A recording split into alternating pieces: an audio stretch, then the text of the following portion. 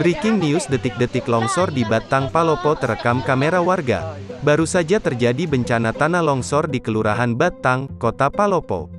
Insiden ini terjadi tepatnya pada KM 13, sekira pukul 14.40 waktu Indonesia Tengah, Rabu, tanggal 10 November tahun 2021, di Kelurahan Batang, Kecamatan Wara Barat, Palopo.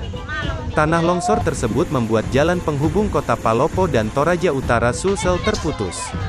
Kejadian tanah longsor tersebut sempat terekam oleh kamera warga.